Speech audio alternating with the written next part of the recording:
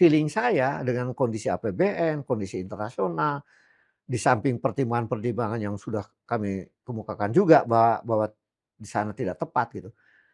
Mungkin kayaknya sih sayonara itu kayaknya. Malah buka hutan gitu ya. Ini akan habis nanti. Karena multiplier efeknya itu akan kemana-mana. Jadi akan datang ke Kalimantan Selatan, Kalimantan Barat, dan seluruhnya akan nantinya berujung ke Kalimantan Timur di Penajam Utara itu. Bukan hanya para pejabat BUMN, para pejabat pemerintah, jangan korupsi. Tapi juga yang sekarang dituntut adalah ekosistem yang menunjang keberhasilan.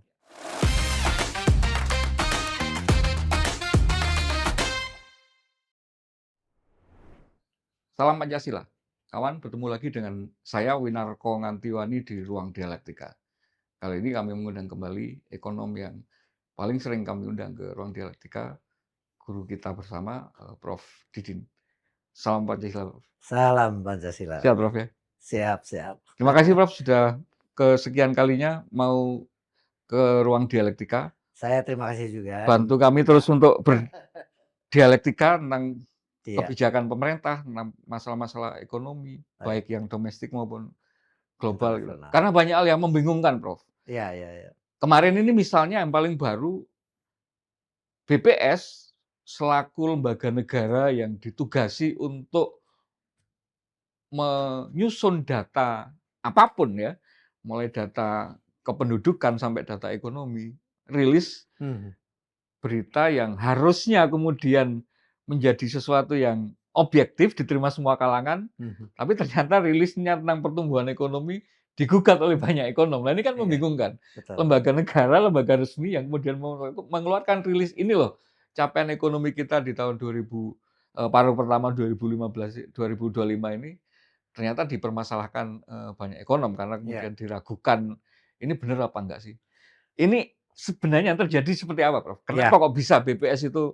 Tapi memang ya kenyataannya bahwa reaksi ekonom yang begitu luas ya, yang resisten terhadap rilis BPS tentang pertumbuhan 5,12% itu unprecedented history. Belum pernah ya? Belum pernah. Ada satu rilis langsung Yang ditolak rame-rame yang gitu ya? luas tuh, yang luas gitu.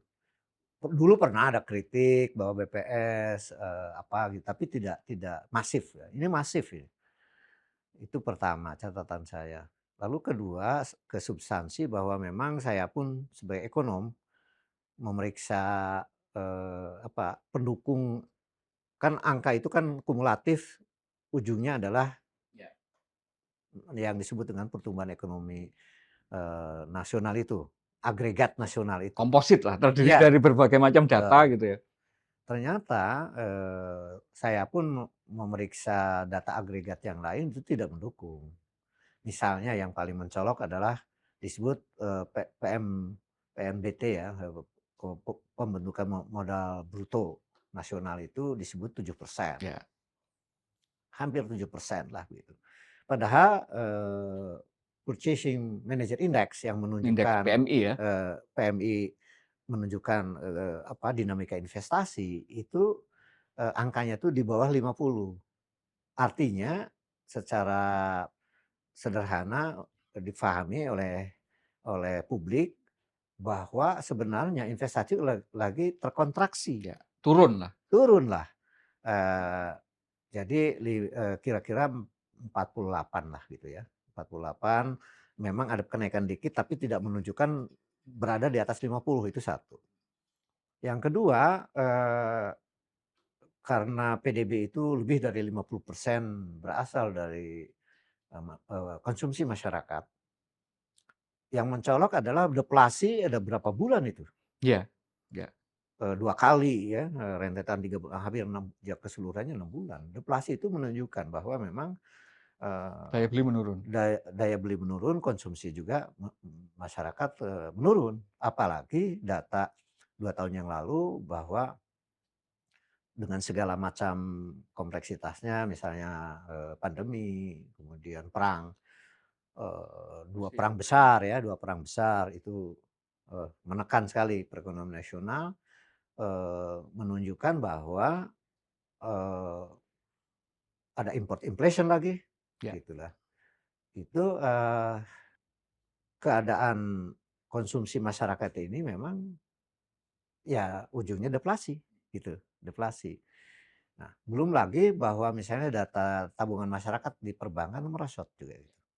Jadi hampir keseluruhan data agregat makro itu tidak mendukung, yang menyatakan bahwa pertumbuhan 5,12% itu terlalu tinggi, bahkan di atas 5% aja tidak ada yang lembaga yang, mengatakan itu, internasional maupun nasional, World Bank, IMF, lembaga internasional yang Berapa, lain. Prof? Kalau range-nya lembaga-lembaga Jadi ekonomi yang lain berapa? Jadi, internasional itu konsensusnya antara 4,8 maksimal 4,9. Oke. Itu Bahkan ada yang termasuk Bank Dunia bahkan macam-macam iya, ya? bahkan ada yang 4,7. Yang nasional BI yang agak optimis itu maksimal 5 gitu kan. Kemudian, LPM UI itu antara 4,8, 4,9, Indef sama, dan lembaga-lembaga lain. Jadi, ini apa namanya, baik dari sisi data agregat maupun konsensus lembaga internasional maupun nasional, ini keberadaan angka 5,12% ini anomali gitu loh. Ini dari mana gitu, logikanya. Sampai yang surprise adalah, beberapa lembaga ada yang mengadukan ke PBB, ada yang meminta penjelasan BPS metodologi seperti Nah, itu Prof poinnya.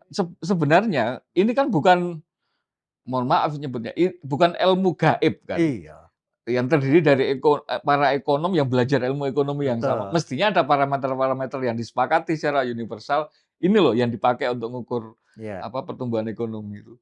Agregat atau komposit ini terdiri dari komponen apa saja. iya. Nah, itu mungkin nggak sih kayak katakanlah open book gitu ya, data mentahnya itu yang dipakai itu mana, cara ngitungnya seperti apa sehingga ketemu angka ini. Iya, Sehingga kemudian bisa dipertanggungjawabkan itu secara itu sudah beberapa hari ini, permintaan dulu mungkin sekitar 5 hari ya, tapi BPS belum ada respon ya. respon sampai sekarang. Nah, itu juga pertanyaan tuh, mengapa, BPS yang biasanya dulu pernah ya dipersoalkan oleh beberapa ini walaupun tidak masif seperti sekarang, itu ada jawaban dari BPS. Oh pernah pernah. Iya, iya. Jadi memberi respon Iya, positif. iya, dan kemudian agak clear lah setelah itu, tapi sekarang nggak ada ini. Jadi apa ini gitu kan. Nah jadi, ini saya kira, harus segera ya karena ini menyangkut kredibilitas, negara ini. Di mana BPS sebagai entitas, lembaga independen negara untuk apa namanya, statistik makro, mikro, eee, Iya, dan lain-lain itu harusnya keluar dengan data yang sangat dan objektif. itu kan dipakai acuan banyak pihak kan loh, Iya, iya, investor, lembaga-lembaga yang dunia usaha, iya. Belum lagi nanti pemerintah salah ini, salah diagnosa. salah diagnosa kan gitu, bahwa ini baik-baik saja ini, Jadi padahal programnya akhirnya disusun iya. nanti nggak akurat Jadi semua gitu. misleading, bisa ini bahaya sebenarnya. Dari sisi anggaran, dari sisi alokasi perbankan, dari sisi institutional setting ya, bansos, kemudian PHK, apa tuh, ini semacam BPJS Kesehatan, Iya, iya. BPJS Ketenagakerjaan, banyak ini. Ini, ibaratnya orang sakit mau minta resep dokter, Hmm, tapi diagnosanya, iya, iya, stetoskopnya, iya, ininya salah semua, iya, termometernya iya. salah semua gitu. Itu dia Nanti yang ngasih resep obatnya jangan-jangan ya mudah-mudahan nanti BPS keluar dengan penjelasan yang setidak-tidaknya, dialog akal sehat lah. nah, saya mau sedikit kritis Prof, karena kemudian BPS mengeluarkan data yang dipertanyakan, ini kan tidak hanya sekarang, Hmm, karena ke belakang kemarin, terutama sejak ujung-ujung pemerintahan Jokowi, itu iya, seringkali kemudian demi untuk menggambarkan bahwa capaian pemerintah itu bagus gitu ya mhm, dalam mhm, dalam berbagai macam programnya. Itu kan seolah-olah kemudian menggoreng statistik ini untuk kemudian iya, menampilkan keberhasilan pemerintahan Jokowi, indeks kepuasan dan sebagainya. Yang turunannya kemudian kan data kemiskinan iya, dimanipulasi gitu ya, dimainkan gitu ya, iya, kemudian seolah-olah tidak. Dan nah pertanyaannya kemudian, kalau BPS selaku lembaga kemudian bisa dikendalikan oleh kekuasaan untuk membantu memoles iya, kinerja pemerintahan. Apakah kemudian ini tidak bermasalah secara kelembagaan ekonomi Ya kita? sangat bermasalah, tetapi begini, kalau isunya soal data kemiskinan ya, saya kira ini sepanjang yang saya dalami ya, dengan perbedaan yang disampaikan World Bank, tentang apa, purchasing, paritas daya beli gitu, ukuran angka absolut dan paritas daya beli gitu. Kemudian juga updating, tahun dasar, macam-macam teknis lah ya.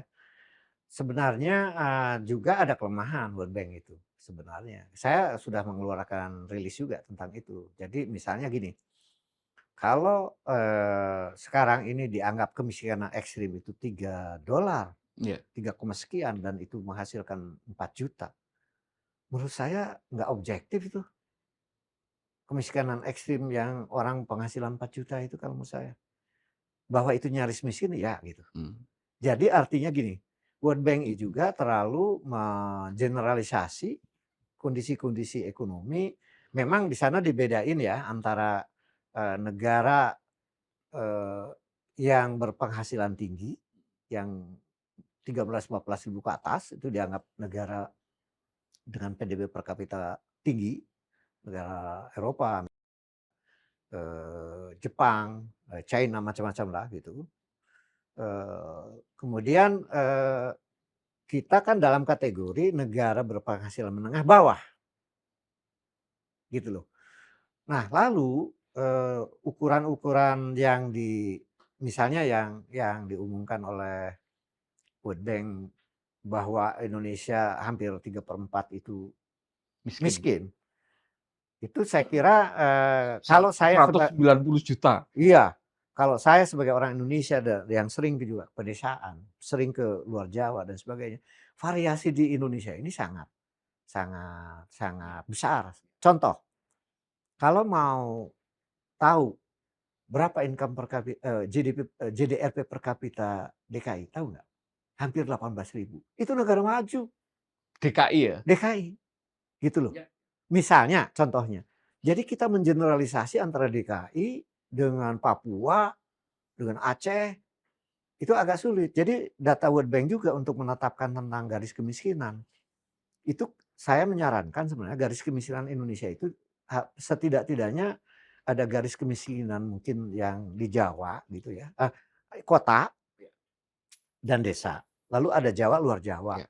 barat dan timur. Mungkin ada kayak ini ya, persentil gitu ya, ini range yang mana, sekian Karena gitu ya? yang menentukan angka itu kan disebut poverty line, Mhm, garis kemiskinan. mhm. Yang oleh World Bank itu menjadi, apa, semua negara. Benchmark ya? Benchmark-nya tuh hanya GDP per kapita yang negara berpenghasilan tinggi, lalu kemudian ukurannya adalah, eee, mungkin agak mendekati kalau itu ya. Tapi kalau begitu negara antara negara berpenghasilan menengah, antara menengah tinggi, menengah bawah, itu variasi. Apalagi yang negara berpenghasilan, bawah, Mhm, di bawah di bawah 5.000 lah. iya. Itu lebih variatif lagi. Jadi saya kira World Bank harusnya bijak juga gitu loh. Karena ini perdebatan kemarin jadi, saya agak mengikuti sejak namanya garis kemiskinan ala Sayogyo. Dipakai yang BPS kan juga terlalu rendah juga, Prof. Memang. Jadi kritiknya 2 saya. World Bank juga menjadi terlalu mengeneralisasi, tidak ada spesifik, yang bisa relevan buat berbagai negara, tapi BPS juga terlalu terlambat menyesuaikan. Memang bayangkan itu, garis kemiskinan Sayogyo 2.100 kalori, terus kemudian, yang kalau didolarkan itu pernah 0,7, 0,9, sekarang 600.000. Itu baru 2025, itu kalau 600.000 kira-kira $4 lah gitu. Iya. Gitu loh. Kan kalau menurut saya objektifnya dengan segala macam data, angka dan data, menurut saya di Indonesia lebih relevan disebut miskin itu adalah 2,15 dolar itu. Jadi itu kira-kira 1 juta kalau dirupiahkan. Per per kapita kan ya, bukan per keluarga kan? Iya iya. Ya. Nah sementara BPS sekarang menetapkan 625.000. Jadi masih terlalu rendah gitu Hmm. menurut saya. Nah, enggak, artinya ini kan kemudian serangkaian apa, blunder inilah istilah kalau mau dibilang blunder Mmm, atau ketidakmampuan untuk mengkomunikasikan dengan baik data iya, apapun itu. Ini kan kemudian menimbulkan ketidakpercayaan. mmm, Lebih fatal lagi bahwa kemudian ini dihubungkan dengan beberapa kali, presiden ini, Pak Prabowo ini menyampaikan, eee eee, di dalam pidatonya terutama ya, iya, yang seringkali kita lihat impulsif itu ya, maksudnya yang meledak-ledak. Itu kemudian seolah-olah tidak sesuai dengan realita gitu. Nah, mhm, timbul pertanyaan kemudian, apakah ini BPS yang dalam tanda petik tidak bertanggung jawab memberikan data yang benar mmm, kepada pemerintah, atau BPS-nya sebenarnya sudah benar, tapi pemerintah sendiri karena ada kepentingan tertentu untuk menampilkan hal yang baik, sehingga iya, kemudian BPS sebagai lembaga netral harusnya itu diintervensi untuk membenarkan ininya pemerintah. Gimana menurut Bro? iya memang ini, sebaiknya ada kebesaran hati dari presiden, pemerintah, lalu BPS sendiri sebagai lembaga independen yang menurut undang-undang harusnya sangat objektif dan di sana banyak sekali, ilmuwan. Nah, ini, harusnya dijadikan hikmah ini, Mhm, bahwa, terlalu penting sebuah lembaga statistik nasional yang bernama BPS dan lagi sudah dicanangkan satu data itu, lalu tidak dikawal oleh seluruh stakeholder supaya BPS itu objektif. Nah, oleh karena itu, mumpung lagi hangat begini menurut saya, presiden lebih baik terbuka. Undang, para, eee, pakar ekonomi, pakar ekonomi, pakar sosial, pakar kependudukan dan lain-lain yang relevan lah, makro, mikro ya gitu. dengan rilis BPS ya. Eee, Kalau perlu ada diskusi tertutup dulu kalau perlu, antara BPS, para ilmuwan, dengan pemerintah, diwakili oleh siapa. Tertutup dulu kalau perlu. Tuntaskan ini. Jadi jangan sampai niat baik, Presiden Prabowo yang katanya ekonomi untuk rakyat, yang diterjemahkan ke berbagai program yang sangat strategis, lalu, tidak terbuka terhadap kelemahannya, tidak terbuka terhadap kritik, lalu nanti sinyal seolah-olah BPS itu lalu harus harus menyesuaikan kemana nih, menyesuaikan kepada normatif, keinginan Apapun datanya ya. atau lebih baik data yang, memang nyata betul gitu. Nah, jadi saya kira juga Presiden Prabowo, seandainya juga, apa ya, keinginan atau apa ya, kan maksudnya ada niat baik sebenarnya. Ya, Dengan istilah waktu pidato di MPRU, dia sampai ada ilustrasi tukang beca umur 70 masih ngayuh beca, itu belum merdeka kita. Lalu diterjemahkan bahwa ekonomi untuk rakyat. Lalu ada MBG, ada, sekolah rakyat, Koperasi Merah ada Putih. koperasi merah putih. Dan Danantara juga konon untuk menopang, kekurangan APBN dan sebagainya.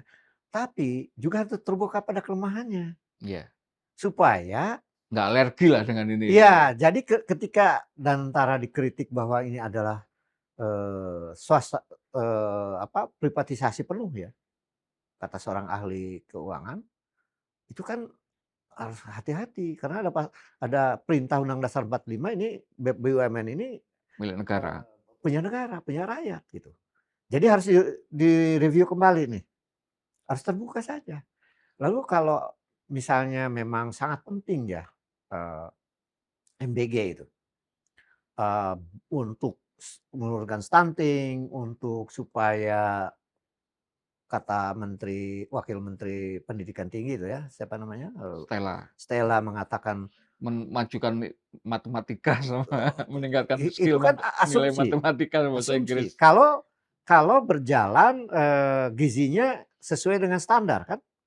Tapi kalau dalam prakteknya dilaporkan Banyak yang keracunan. ada yang keracunan, ada belatung, ya harus dievaluasi, nggak apa-apa gitu loh. Iya, Jadi iya, dialektika iya. seperti ini sebenarnya tidak membahayakan buat siapapun, bahkan sangat menguntungkan menurut saya, buat pemerintah sendiri. Saya pikir ketika pemerintah kemudian memahami bahwa yang namanya kebijakan publik dan eksekusinya itu adalah ruang, administrasi negara, artinya itu sangat mungkin dilakukan evaluasi, Iya, dilakukan kontrol, kalau dilakukan kalau lihat dari gesturnya, Presiden Prabowo ini kan evidence based iya ya, iya, senang membaca, apa, bahkan kalau soal internasional sangat fasih gitu ya.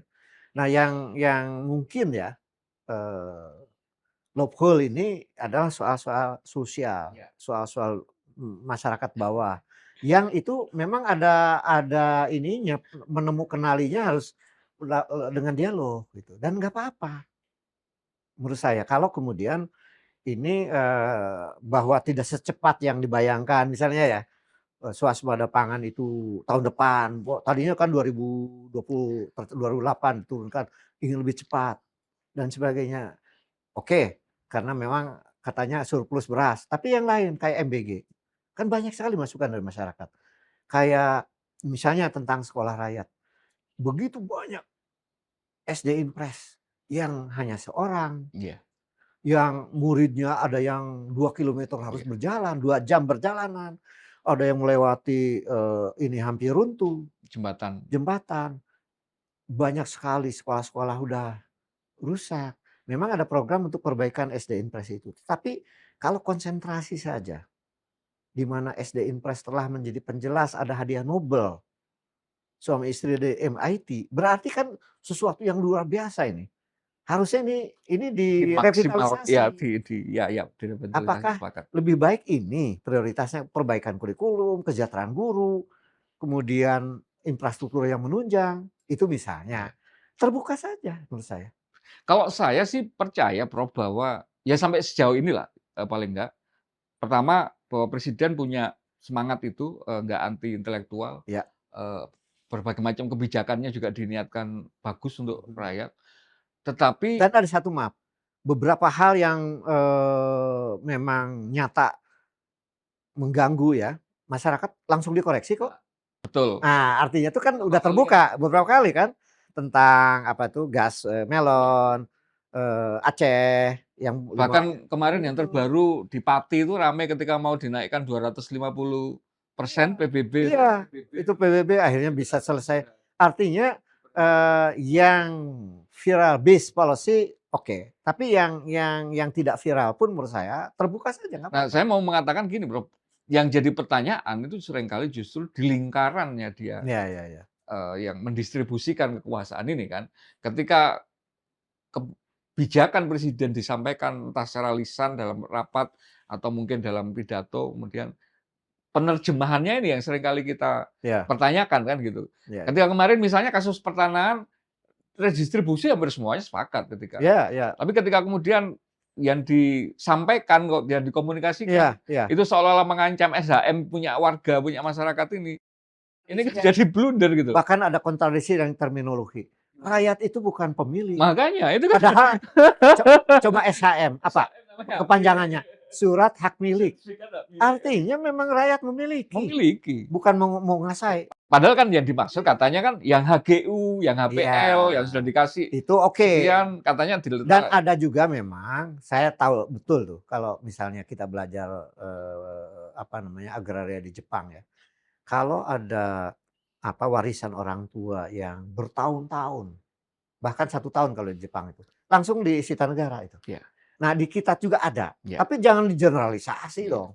iya. Ya kayak, satu soal lahan ya digeneralisasi, mentang-mentang kalau 1 tahun 2 tidak tahun 2 tahun 2 tahun ya ditelantarkan. tidak dimanfaatkan lalu disita itu juga hati-hati itu. Sama dengan, itu, apa namanya, rekening nganggur itu juga hati-hati yang begini-begini. Makanya. Nah, seringkali kan yang terjadi seperti ini, Prof. Nah, saya khawatir kembali Mhm. lagi ke BPS tadi. Yang terjadi seperti itu ketika mental sejak pemerintahan Jokowi yang dibangun bahwa anak buah ini harus saling bertarung untuk menyenangkan atau Mhm. mensukseskan kemauan istana, itu kan seolah kemudian membenarkan berbagai macam Iya iya. cara Jadi gitu. memang ini, hal karena pernah juga ya, hal baik ini. Misalnya gini, jubir ya yang Hasbi ya kan, Hasan Nasbi. pernah split of tank kan gitu, kemudian rame, kemudian disuruh, mundurkan diri. Tapi ini baik juga ini, lalu presiden mengarahkan, akhirnya sekarang lumayan nih, lumayan gitu loh. kan kalau ini menyeluruh gitu, maksud saya gini, kalau asumsinya bahwa evidence base ini ada di presiden dan terbuka terhadap kritik, tapi ada satu mindset yang katakanlah 10 tahun terbangun agar ABS, menyenangkan segala macam, itu sudah menjadi ekosistem yang buruk. Ini juga mungkin pelan-pelan harus diperbaiki gitu loh. Supaya kasus Hasbi, eee Hasan Nasbi, Prof. Iya, Hasan Nasbi ya, itu kan sekarang jadi Ya. bagus tuh sebagai itu. Kan kan kalau memang dikoreksi bagus, lalu kan publik juga bisa menerima kan gitu. Atau setidaknya tidak seolah asal komen gitu. Nah itu Tidak. dia. Dan ini sekarang kan, lagi dikoreksi nih, berulang-ulang mesti jawab juga ini. "Emang mbahmu yang Punya bikin bikin tanah?" tanah.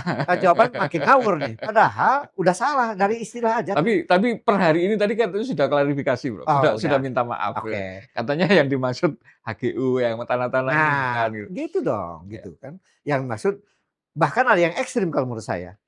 Jadi gini, yang menjadi andalan Indonesia selama ini ekspor barang bahan mentah ya, yaitu 3 ya, Nikel, batu bara, nikel, enggak batu bara sama sawit. sawit lama sekali itu,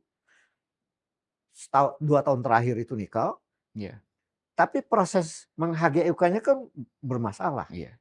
Bahkan ada kasus ekstrim waktu itu saya masih ingat, ketika negara membutuhkan untuk kebutuhan umum, lalu yang dapat HGU sampai minta konsesi aset-aset di Jakarta, itu udah ekstrim banget Iya, kesalahannya. Justru yang itu yang harus dikoreksi. iya. HGU yang menciptakan orang-orang super kaya itu, tetapi tidak governance Iya. ketika memperoleh HGU. Itu bahkan harus dikoreksi. Bukan yang rakyat ini gitu. Yang notabene hati-hati ini. Langsung aja Prof disebut Prof, itu kan Aguan dapat konsesi karena bantu IKN Nah gitu itu kan. dia kan, iya misalnya, Sukamto Tanoto juga dan sebagainya gitu kan. Tapi kalau misalnya masyarakat sekarang jadi ke desa-desa tuh ketakutan tuh, kalau ada warisan setahun belum 2 tahun belum digunakan disita, itu sudah jadi pembicaraan, Jadi pembicaraan, benar Prof, itu harus segera di-clear-kan, benar Prof. Jadi nggak. harus segera di-clear-kan itu. Nah, maksud saya, ini juga mungkin saya nggak tahu mohon diklarifikasi. Ini kan juga kemarin menjadi pertanyaan misalnya BPS itu di daerah, ini juga seringkali dipermasalahkan karena daerah itu juga banyak yang dalam tanda petik agak nakal, Prof. Karena Mmm, kemudian demi meningkatkan profil daerahnya atau mungkin bahkan untuk menyerap anggaran pusat gitu ya. Banyak data-data yang kemudian kan BPS di daerah ini kan menjadi kayak iya semacam kakinya kan gitu, iya dari iya, yang agregat ini kemudian di pusat betul betul. dikumpulkan jadi satu. Nah, kalau di bawah ini kemudian juga sudah terbiasa untuk Iya, manipulasi atau main-main jadi gini statistik ini, menurut gimana saya, caranya? memang gini, ada presiden mungkin berapa, 5 sampai mendekati 10 tahun, ada ekosistem di mana, untuk sebuah tujuan yang dicanangkan oleh pusat waktu itu, at all cost di aparat pusat maupun daerah itu segala macam, Iya, termasuk manipulasi data, iya, termasuk maaf, kalau perlu, eee, apa ya, perkeliruan keuangan macam-macam dilakukan. Ini terbentuk sebuah iya, mindset dan akhirnya iya. kepada perilaku ya, birokrasi, Ekosistem tadi ya, ekosistem. saling Ini menguatkan. harus dikoreksi menurut saya, karena tidak menunjang terhadap niat Presiden Prabowo untuk memberantas korupsi, memperbaiki rakyat ini dan kalau ini tidak ekosistem ini tidak di-engineering, re-engineering gitu loh, diperbaiki, termasuk juga mindset, karakter segala macam. Iya. Eee, ter termasuk proses ya, bagaimana data, bagaimana governance, bagaimana birokrasi, itu saya kira bisa menjadi apa ya, batu sandungan ya, Iya. batu sandungan yang yang yang bisa menggagalkan, Saya bisa saya menggagalkan. ngeri kalau bahkan nanti misalnya pihak asing gitu ketika misalnya mau dengarkan Indonesia datanya seperti apa untuk mau investasi dasarnya Iya iya intelijen unitnya dasarnya nggak iya. dipercaya itu Jadi gimana? itu pun memang ada kaitan nih. Jadi kalau ini bisa diperbaiki ya, pusat maupun daerah, kembali menjadi lembaga-lembaga apa ya, ke ekonomi, BPS, Bapeda, Bappenas, segala macam, eee, apa, menunjang ya, menunjang satu governance keseluruhan, Iya. termasuk niat Presiden Prabowo untuk memperbaiki seluruh keadaan ini, itu akan berakibat juga terhadap yang selama ini misalnya gini, diklaim ada investor yang yang antri ke sini, itu kan ternyata tidak, gitu loh. Karena mereka melihat, apa ya, kan kelembagaan, data, regulasi yang kalau tidak, atraktif ya, tidak market friendly secara internasional, ya mereka Iya. nggak akan datang mereka. Itu sudah dibuktikan loh 10 tahun terakhir ini. Jadi Kayaknya perbaiki ini, berbual-bual ini. perbaiki ini. Jadi bukan hanya, apa, Iya, sepakat, Bro. bukan hanya para pejabat BUMN, para pejabat pemerintah, jangan korupsi, tapi juga yang sekarang dituntut adalah ekosistem yang menunjang keberhasilan. Itu juga mungkin Presiden Prabowo Dan harus, itu bisa dimulai dari mengembalikan lagi data ini sebagai ya, sebuah entitas yang entry point-nya iya, BPS itu loh iya. menurut saya sarannya. Kita geser ke peringatan kemerdekaan, Prof, 80 tahun Ya, Indonesia Merdeka. Tapi saya mulai dari isu yang saya pikir ini juga Prof Didin sangat sering membahas ini. Upacaranya nggak di IKN lagi, Prof. iya memang. Tahun 2024 kemarin kan katanya upacara 17-an sejak 2024 akan dilakukan di istana, Mhm. di IKN kan gitu kan. Demi bahkan kata laporan teman-teman Tempo, demi untuk kemudian bisa 2024 itu bisa layak untuk Nah, dijadikan tempat upacara itu kan harus mengeluarkan dana berapa miliar waktu itu, iya 80 iya. miliar untuk Nggak membangun. jadi Hari ini ternyata upacara kembalikan lagi ke Jakarta. Jakarta, ya. Ini membacanya gimana, Prof? Apakah Ya. IKN akan dihambalangkan atau ditinggalkan sama sekali atau Presiden Prabowo punya cara atau punya pandangan yang lain? Kalau saya kebetulan memang sejak awal ya, itu dengan apa namanya, ada 20 akademisi kan waktu itu melakukan JR ya, JR. dengan yang almarhum dari UIN. Prof. Azrumasi Azra ya? Saya bersama dia dan lain-lain 20 orang men-JR kan tapi kalah. Ya. Jadi pertimbangan kami waktu itu, pertama Penajam Utara itu sendiri menurut kami itu tidak layak. Dari sisi security, dekatnya dengan konflik, Cina dengan Laut Cina Selatan, Iya. dekat sekali dengan Korea Utara. Padahal dulu waktu di Jawa, ini pertimbangan geopolitik ya, itu Buffer-nya banyak kan? buffer-nya adalah Kalimantan. Mengapa di sana? Itu terus yang alasan mengenai untuk pemerataan, itu Kalimantan Timur itu provinsi kaya. Iya, Jadi nggak tepat lah untuk, memilih iya. Kalimantan yang provinsi terkaya, salah satu provinsi terkaya dengan bersama Riau ya. Justru harusnya Kalimantan Tengah malah yang mungkin paling Iya, ini ya. ada lagi janji di Glasgow waktu itu Presiden Jokowi akan mendeforestasikan 2030 nol. Bukan, deforestasi nol ya, Nggak eee, lagi menebang i hutan kan maksudnya eee gitu kan. penggundulan segala macam desertification itu kan, pemadang pasiran itu. Ini malah buka hutan gitu ya. Ini akan habis nanti. Karena multiplier efeknya itu akan kemana mana. Jadi akan datang ke Kalimantan Selatan, Kalimantan Barat, dan seluruhnya akan nantinya berujung ke Kalimantan Timur di Penajam Utara itu. Jadi, dan ternyata juga dari sisi gempa, dari sisi apa namanya, banjir Banjir. tidak aman juga gitu kan, dan lain-lain lah pokoknya. Jadi kami waktu itu lalu regulasinya tahu 40 hari, 1 hari hanya 40 hari, tidak ada debat publik yang signifikan, lalu hanya 1 hari disahkan, Serba kilat ya. serba kilat. Dan presiden, akhirnya banyak juga undang-undang yang lain yang 1 hari itu. Jadi memang itu harus dihentikan cara-cara membuat undang-undang yang memang, tidak substantif, Prosedural. terisi prosedural maupun substantif, di mana suara rakyat itulah yang harus Ya, dipertimbangkan. apa, Nah, meaningful participation itu ya. ya, meaningful participation itu tidak terjadi dan juga yang lain-lain. Nah, oleh karena itu, akhirnya memang, perusahaan asing yang tadinya memang diandalkan, SoftBank dari, Ya, eee, Masayoshi itu ya, Masayoshi Masayoshi, kan. kemudian dari Jepang, dari Timur Tengah macam, akhirnya mereka meninggalkan juga tuh. karena mereka punya intelijen ekonomi di dalam negeri Indonesia sendiri. Dia tahu itu, berbagai kelemahan itu. Nah, sekarang sudah diundangkan, sudah ada alokasi konon sekitar 140 triliun gitu ya. Eee, Maaf, akhirnya itu yang sudah atau mau dialokasikan? jadi kalau yang jadi kan sudah 3 kali saya diundang ke sebuah televisi, ada data yang disampaikan oleh komisi, yang terkait dengan IKN itu. Mhm, Itu konon, yang sudah teralokasikan tuh 80-an something gitu kan? iya, tapi konon yang akhirnya bisa udah 140-an lah gitu. Yang nantinya ditargetkan, seluruhnya 466, tapi bukan sebuah ibu kota yang lengkap itu, 400-an itu. Jadi dengan komposisi di mana non APBN, APBN-nya itu 30%, Selain KPBU. KPBU asing maupun nasional, kan begitu. Jadi kalau disebut sudah 140 sudah melanggar juga itu. APBN itu udah terlalu besar kan gitu.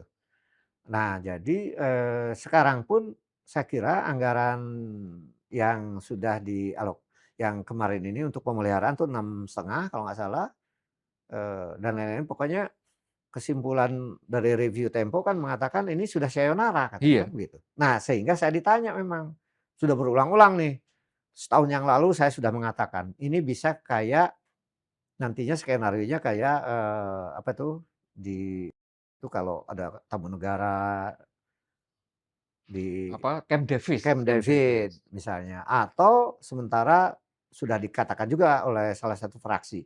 Ibu Jadi kotanya Kalimantan Timur. Timur, bukan kalau ini, kantornya BUMN di situ, Oke, ada lagi bukan Kalimantan Timur. Jadi intinya adalah bahwa memang nggak boleh mubazir itu uang, katakanlah 140 itu, 80 sampai 140 itu.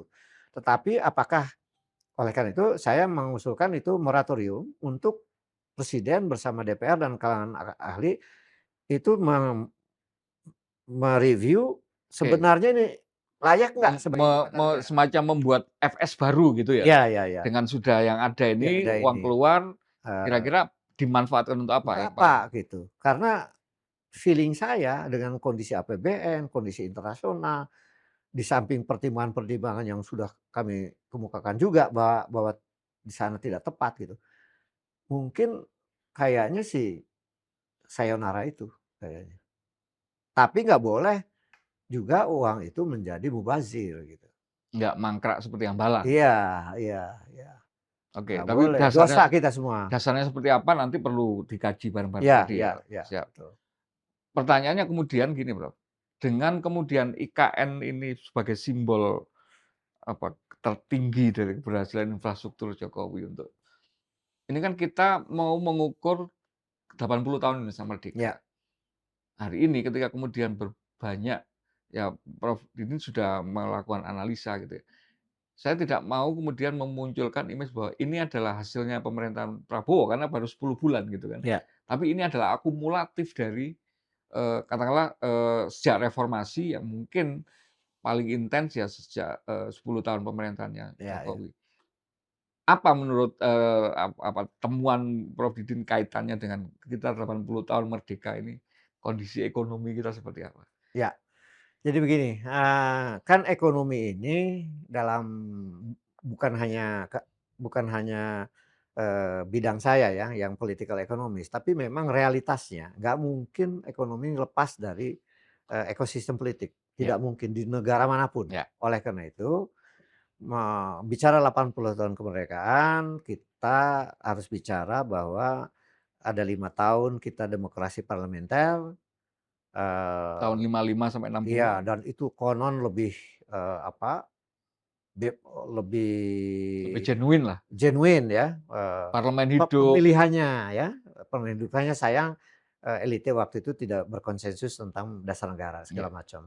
Di samping ekonomi memang terbengkalai karena APBN terbatas segala macam, hanya ada politik benteng. dan belum ada nasionalisasi kan, Nasionalisasi nanti 59, 59. 59. Nah jadi setelah, gagal konstituante tahun 55 kan kemudian, Presiden Soekarno kemudian mempersiapkan ke 5 Juli, 59 untuk kembali Undang-Undang 45. Tapi yang, terjadi adalah sebuah apa namanya, periode otoritarian ala Soekarno waktu itu, eee, politik panglima, lalu kemudian dekat ke Beijing segala macam, sehingga tahun 65, katakanlah ada rivalitas, PKI dengan Angkatan Darat, terjadilah peristiwa Oke, kudeta capres. dan kemudian ada, eee, pembunuhan jenderal segala macam, lubang buaya dan akhirnya Soeharto waktu itu dimandatkan oleh Presiden Soekarno untuk jadi, Panglima Angkatan Darat dulu, jadi pejabat presiden, kemudian tahun 7, 66 66 dulu ya? Oke. oleh MPR dijadikan Mandataris. mandataris, apa, presiden apalah, ad interim atau apa, dan terpilihlah pemilu tahun 71 kan begitu. Nah jadi, Indonesia menurut saya sampai pada tahun 70 kondisi perekonomian memang dalam kondisi, apa ya, serba terbatas, serba darurat, sehingga memang kesejahteraan rakyat itu sangat tertinggal di 2 periode itu, baik tahun 50 maupun sampai barulah Soeharto, presiden yang kita sebut sebagai era Orde Baru yang kira-kira 30 tahun itu melakukan satu, apa ya, antitesis ya terhadap keadaan Orde lama sebelumnya ya? dengan melakukan prioritas pembangunan ekonomi, kerjasama dengan barat, shifting, dari, kerjasama dengan, eee, sosialis menjadi dengan negara barat gitu, utang luar negeri, dipakai untuk setelah nanti tahun 71 kebetulan juga ada minyak, Ya. windfall profit dari $1 sampai akhirnya 36 dan itulah, modal Presiden Soeharto untuk membangun, kerangka sosial, SD Impres, puskesmas, kemudian posyandu, eee, apa namanya, swasembada pangan basisnya petani, KUD segala macam. Jadi indikator ekonomi sejak 74 karena tadinya modal asing terlalu dominan tuh. Ya. Jepang, ada peristiwa Malari, dikoreksi, sejak itulah kemudian Presiden Soeharto berhasil dengan pemerataannya itu, dengan suasana pangannya itu, plus industrialisasi juga jalan, itu sampai akhir 80. Akhir 80 terjadi sebuah perubahan ekosistem dunia yang menuntut tentang globalisasi, WTO. Di situ terdistorsi, ada apa, ini, eee, liberalisasi perbankan, pasar modal, Ya. liberalisasi perdagangan, Pakto-pakto dulu tuh ya? pakto-pakto, sehingga, terjadi perputaran uang yang terlalu tinggi, tidak diimbangi oleh sektor real. Itulah yang menjelaskan secara ekonomi mengapa ada krisis Moneter. 98. Ya, krisis moneter itu. Di samping tuntutan terhadap perubahan sistem politik yang represif, yang tidak menghormati HAM juga terjadi, perkawinan itulah yang menghasilkan perubahan pemerintah di mana Presiden Dan Soeharto ada korupsi juga Prof, itu dan KKN, KKN betul. anak-anaknya Terutama Soeharto karena banyak yang gitu ya? anak-anaknya Soeharto ini sudah mulai berbisnis. Kemudian, berkolusilah dengan konglomerat-konglomerat itu, terjadi jumlah KKN di situ. Sehingga, memang TAP MPR, tahun 2000-an itu kan ada sebuah yang sampai sekarang bahwa ingin menghilangkan korupsi, kolusi, dan nepotisme. Dan Itu dikembalikan pesan MPR loh. dikembalikan dengan gampang oleh Jokowi gitu ya. Nah, tapi nggak, dengan dasar itu kemudian kan yang melahirkan, Ya ya, KPK, KPK, KPPU, eee, KPPU macam-macam, Bawaslu. itu bagus, Bawaslu macam-macam, itu bagus, secara politik dan ekonomi bagus. Tapi kemudian masalahnya adalah menurut saya, bahwa era reformasi ini di samping Orde Baru adalah menghasilkan sebuah presiden pembangunan ekonomi yang relatif terbaik dalam sejarah menurut saya, tapi kemudian karena ekosistem politik yang otoritarian itu kemudian dikoreksi oleh, eee, dunia barat ya dengan runtuhnya Soeharto lalu kemudian memasukkan, Washington Consensus sekaligus demokrasi politik ya waktu itu, Ya. dengan undang-undang politiknya dan sebagainya, dan juga, liberalisasi perekonomian. Jadi era reformasi yang memang itu ada antitesis dari Orde Baru yang otoritarian menghasilkan sebuah demokrasi politik memang, dan itu tahun 2004 dilaksanakan. Kita ditasbihkan sebagai negara ketiga terbesar sebagai negara Demografi. demokratis in term demografi. Memang HAM dibuka, tidak ada lagi pembatasan pers, tidak ada lagi tekanan untuk kebebasan berpendapat. Memang ada kebebasan berekspresi, kebebasan berpendapat, kebebasan berorganisasi, termasuk partai-partai politik. Ya. Tetapi ini adalah sebuah apa yang saya sebut sebagai sukses generasi pertama di era reformasi. Ya, ya, Sayangnya ya.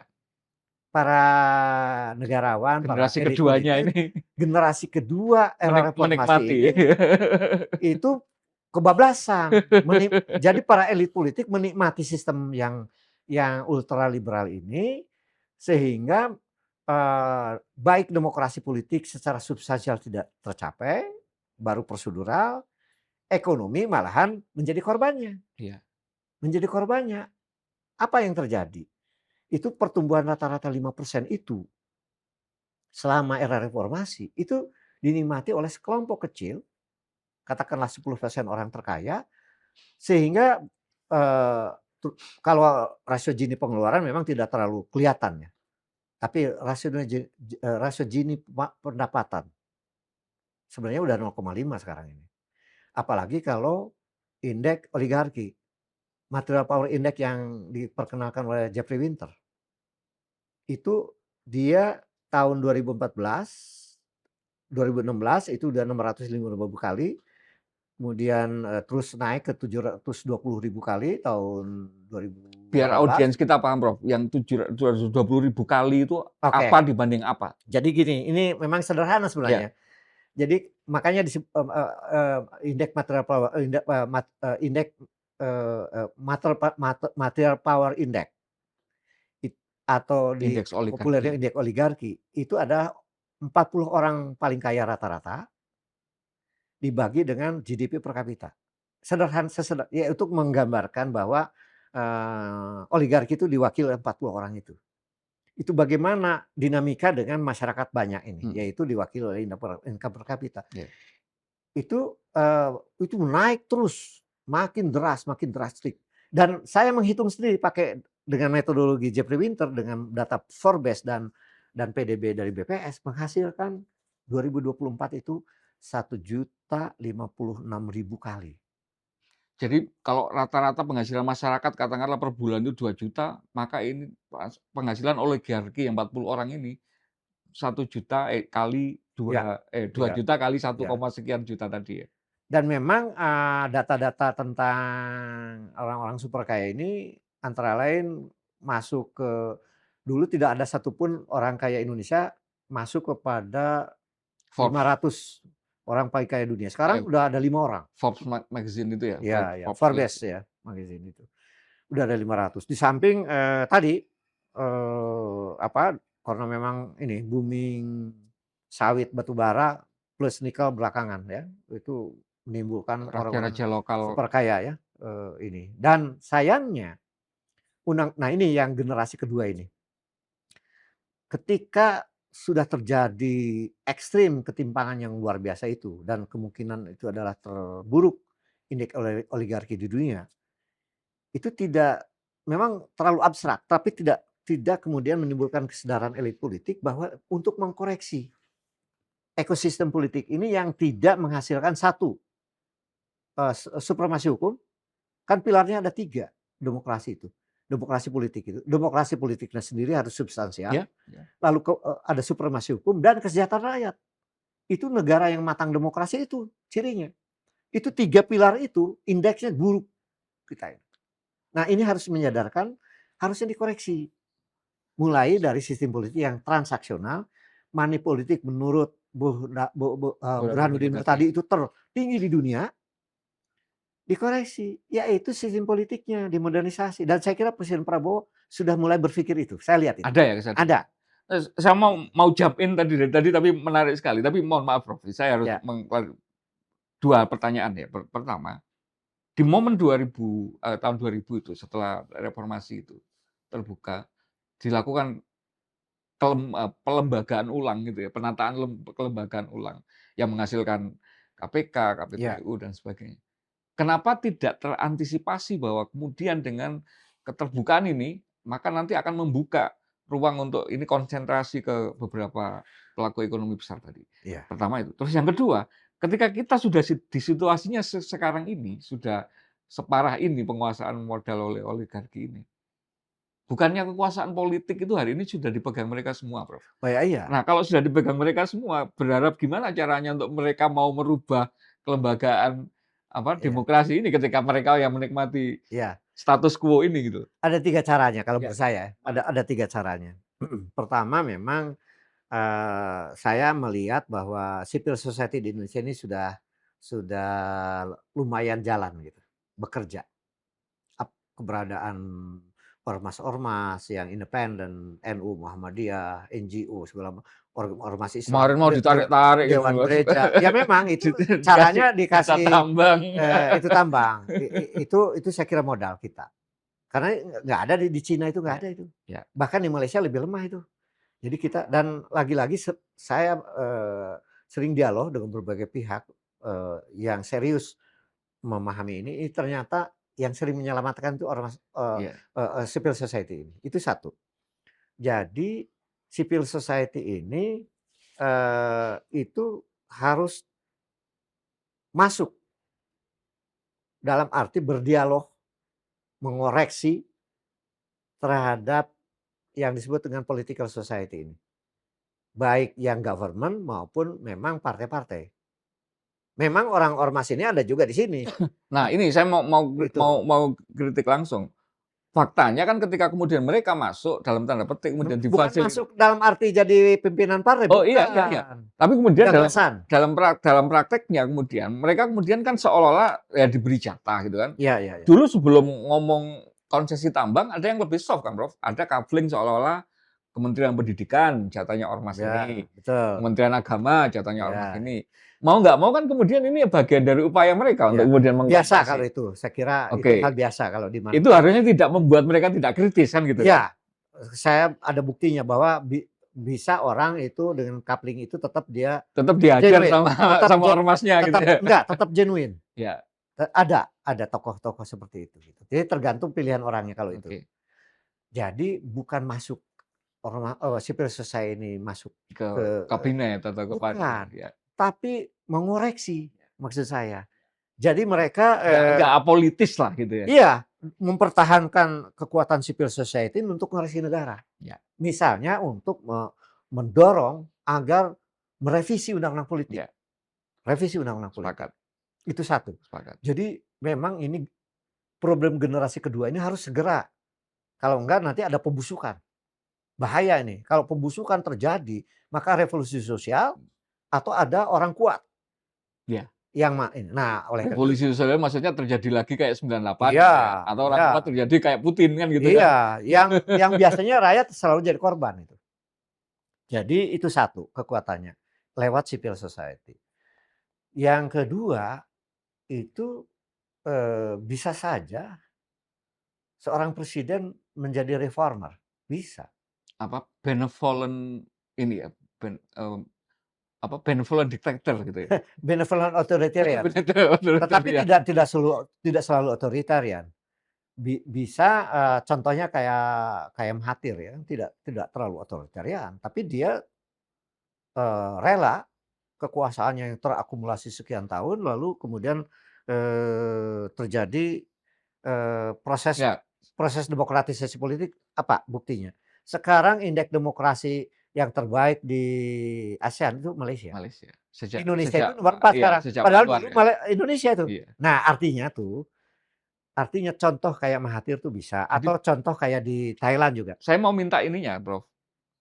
Apa yang kemudian membuat insentif atau disinsentif biar muncul presiden yang mau seperti itu? Mindset-nya kita sekarang memang lagi menguji Presiden Prabowo bahwa, dia bisa menjadi reformer atau menjadi orang kuat baru yang tidak concern pada demokrasi. Saya belum percaya itu. Ya. Saya masih percaya Presiden Prabowo bisa menjadi reformer, gitu. Cuman ini harus ditopang oleh elit-elit yang, masuk dengan gagasan-gagasan. Nah ini ini kan Masuk juga dengan ini kan gagasan-gagasan. counterintuitif dengan yang selama ini terjadi Iya, ketika memang kabinet gemuk, memang banyak memang. orang yang dianggap nggak punya kapasitas gitu. Bisa aja itu transisi kan. Oke, Nah, atau kebutuhan siasat saat itulah mungkin gitu ya. ya bisa juga. Tapi kan kita belum selesai nih. Apakah dalam 1 tahun nanti, kabinet menjadi lebih reasonable kan gitu, satu. Keduanya apakah misalnya ini, lagi debat tentang apakah betul, eee, pilkada serentak ini menjadi dipilih oleh DPR. Ya, Ini saya kira masih terbelah nih, ya. termasuk substansi. Belum tentu juga jelek, Ya, ya. belum tentu juga bagus solusinya. Jadi ini harus serius ini. Karena ini salah satu ya menurut saya yang transaksi politik di daerah yang menghasilkan 60% orang bermasalah secara hukum kan pilkada. Mhm.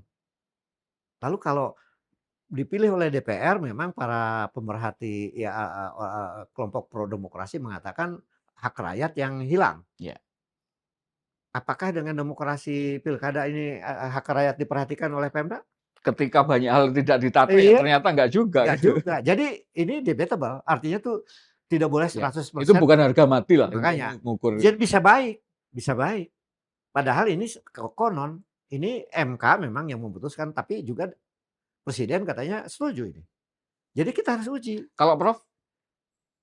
Saya bisa dua-duanya, Oke. artinya tuh gini, Kalau A harus apa, kalau B harus apa? ya kalau memang ini diteruskan, pilkada ini dipilih, Ada pilkada mana dulu nih? iya enggak, makanya kalau langsung harus prasyarat apa diperbaiki. Ah, Kalau tidak langsung harus kalau apa yang dikondisikan. langsung adalah prasyaratnya tadi, undang-undang politik. Oke, Bahwa tidak boleh ada lagi, sumbangan dari pengusaha. oke. Money politik hajar. Hajar dan transaksi politik hajar. Ya, Jadi nanti biaya partai politik itu berasal dari, donasi anggota, iuran anggota anggota dan sama keduanya negara. dari APBN. Ya, sepakat, Bro. Nah, sementara para pengusahanya ini oleh presiden, oleh pemerintah diberikan mandat untuk jadi pemain industrial yang Ya, champion ya, baik di pasar dalam ya, negeri, regional maupun global. ya, Jadi mereka bukan dimusuhi, ya. Sepakat. tapi dimuliakan. Kalian Memuliakan. investasi susah ya jangan ngerawat preman-preman bupati ini kan gitu kan. Ya, sepakat, Bro. Itu. Jadi itu syarat kalau mau diteruskan, pilkada langsung. Jadilah pengusaha yang profesional lah gitu ya. Tapi juga ya dan harus berani nih partai-partai ini kehilangan privilege-nya, kolusi dengan pengusaha. Nah, tapi contohnya di menterinya itu campur pejabat, campur pengusaha, Ya itu ya kondisi sekarang kan. Kan reform itu kan memang membutuhkan pejuang-pejuang. Nah, ini harus yang di pusat ini kan harus dikondisikan dulu, Prof, Sama, biar untuk ke betul, bawahnya biar. betul. Tapi ini gagasan ya, Ya, artinya oke. teruskan, pilkada langsung, tapi Oke. tadi syaratnya tadi. Ada ya Syaratnya. partai sama. Tapi kalau itu tidak dilakukan, saya setuju bahwa ini pilkada, oleh Tidak DPR langsung. aja. Tapi dengan syarat, Apa syaratnya? kontrol ketika kepada DPR yang terpilih, baik tingkat 1 maupun tingkat 2, ketika pemilihan bupati, wali kota, dan gubernur, jangan sampai ada transaksional politik dan money politik. Diawasi seketat mungkin. Jauh lebih baik, mungkin karena ada presiden ikut ngawasi, ada KPK, ada PPATK, ada kejaksaan segala macam, masih mungkin. Kalau perlu dikarantina gitu. Iya dan Dikarantina, sebagainya. disadap gitu, nggak ada Nah. transaksi gitu ya.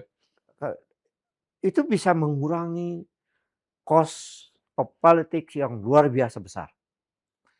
Kalau nggak salah ratusan triliun tuh. Kalau saya tetap dua-duanya itu nggak ada yang ideal, Prof.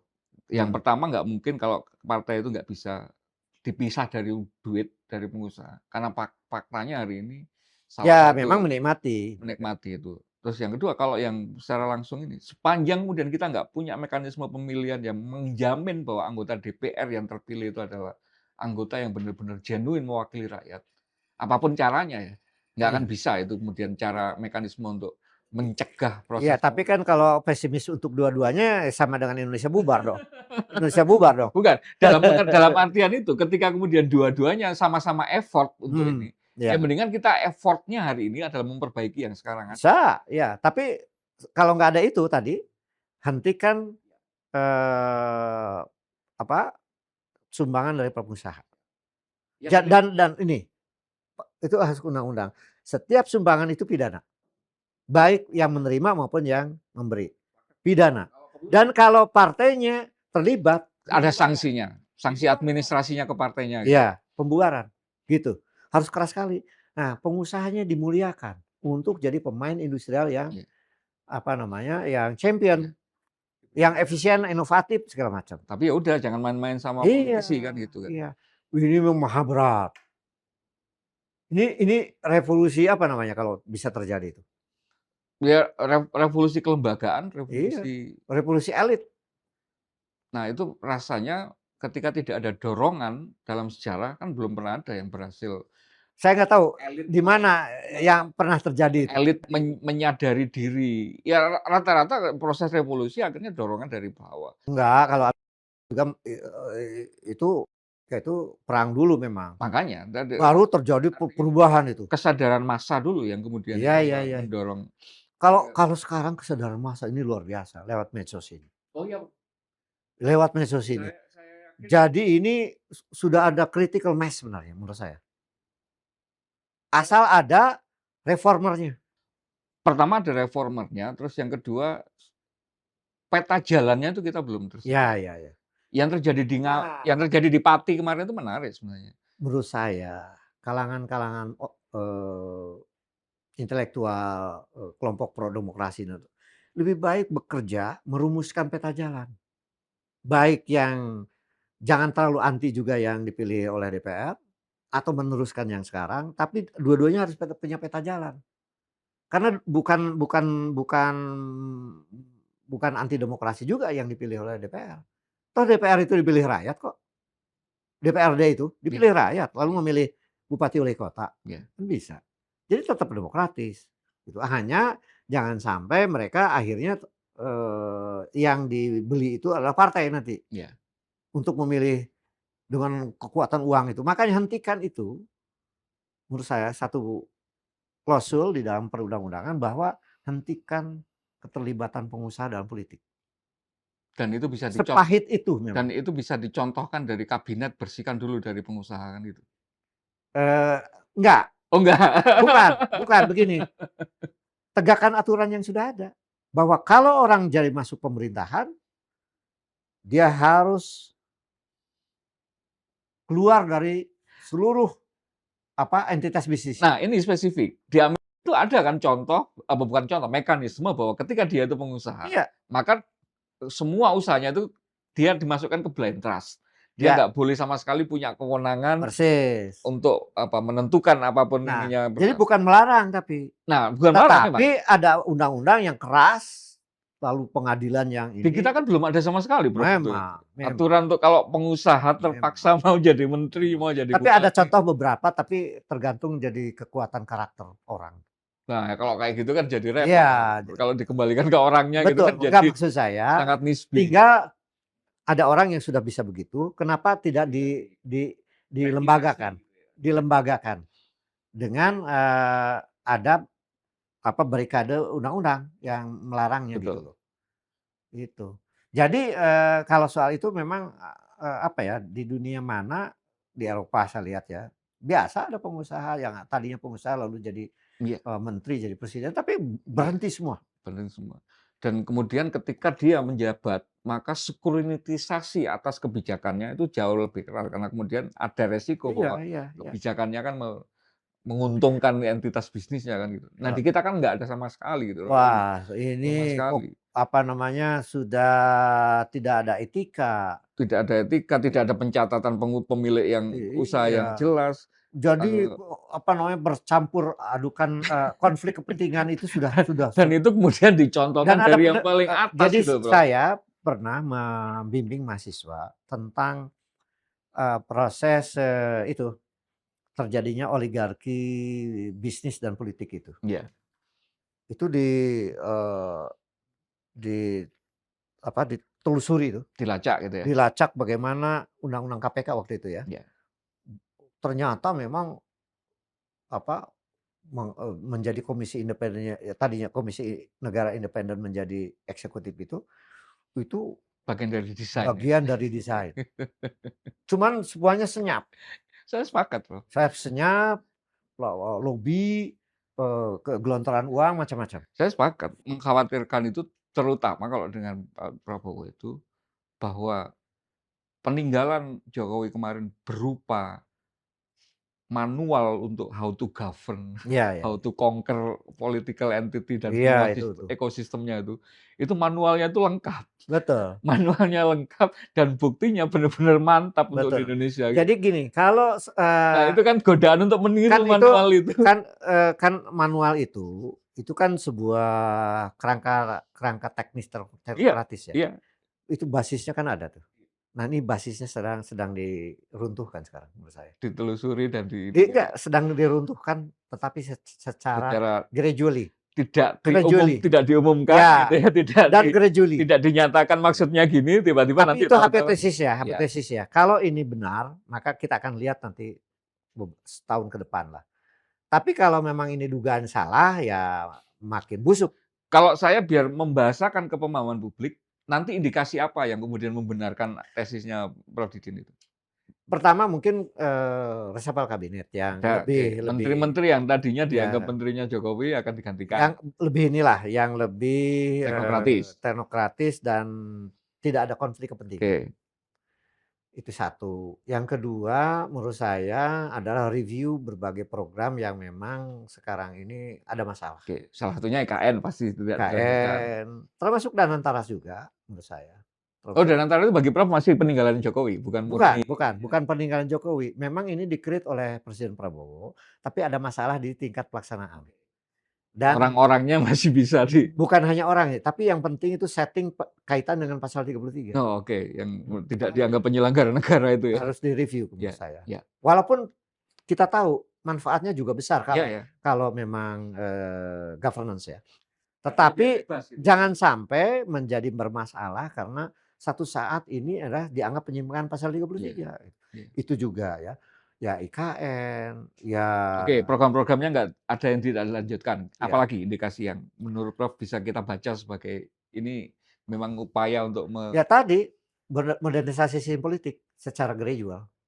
mau partai-partai yang lain kemudian diatur oleh presiden yang notabene adalah seorang pemimpin partai yang Ada beberapa bukti bahwa sebenarnya dengan caranya yang unik gitu, mau tuh. Tapi yang unik gitu. Memang caranya bukan ala eee, masyarakat negara maju ya. iya, iya, iya. Paham, paham, paham maksud. Enggak, maksud saya kalau itu teruji memang efektivitas seorang operator perdana menteri. Iya ya, ya itu maksud saya. Prof Dasko itu di parlemen, tapi kan belum teruji ketika kebijakan itu yang berkaitan dengan pengelolaan partai.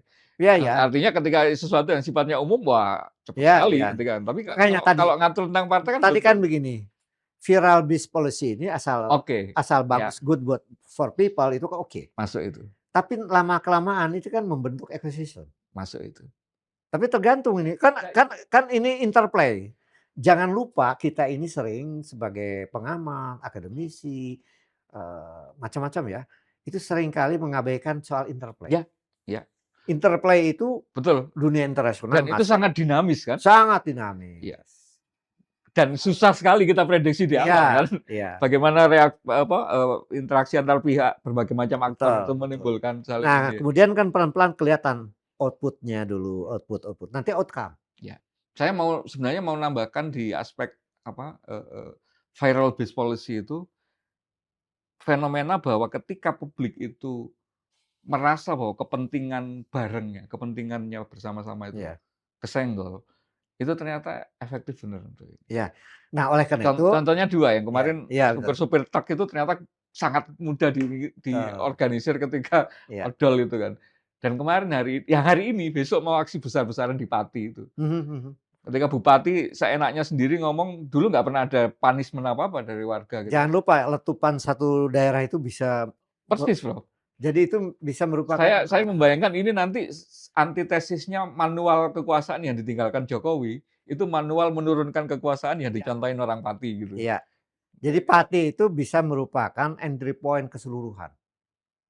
Bisa. Jadi itu untuk mengoreksi sebuah rezim kekuasaan yang anti rakyat. Itu nanti bisa bisa penetrasi ke daerah lain nanti. Iya. Dan itu kekuatan rakyat itu. Dan saya berharap juga itu menjadi kayak semacam monumen penakut untuk para pemimpin yang Ya. nggak Jadi ini. bisa dua hal. Jadi bisa secara perlahan-lahan atau para pemimpin daerah lain segera menyesuaikan. Iya. Biar nggak asal ngomong, biar Ah, nggak asal ini gitu ya. tapi kalau yang kopoh gitu, nanti rakyat di daerahnya akan mencontoh Pati.